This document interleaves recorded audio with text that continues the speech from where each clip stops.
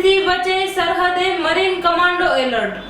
Marine task ફોર્સના ADGP Amit Vishwakarma તેમજ IGP એમ મુનિયા સાહેબ અને એસપી એસજે પરમારના માર્ગદર્શન હેઠળ સમગ્ર ગુજરાત રાજ્યના દરિયા કિનારાના વિસ્તારમાં તકેદારીના ભાગરૂપે સમગ્ર ગુજરાત રાજ્યના દરિયાકાંઠે ખાસ ડ્રાઇવનું આયોજન કરવા સૂચના આપવામાં આવી.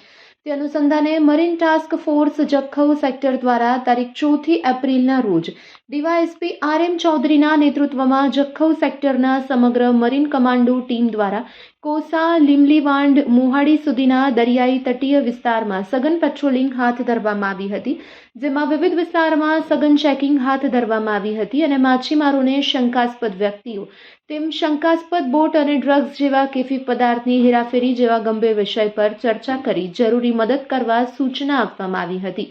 તેમજ હાલમાં ચાલી રહેલ યુદ્ધના કારણે દરિયામાં તૂટી પડેલ જહાજ, બોટ તેમજ મિસાઇલ જેવા યુદ્ધમાં વપરાયેલ સાધનો જે તૂટીને તણાઈને કિનારા સુધી આવવાની શક્યતા છે, જેના વિશે લોકોને જાગૃત કરવામાં આવેલ તેમજ સતર્ક રહેવા સૂચના આપવામાં આવી હતી. Report by Amitbhai Bhanushali, Naliya, Abdasa.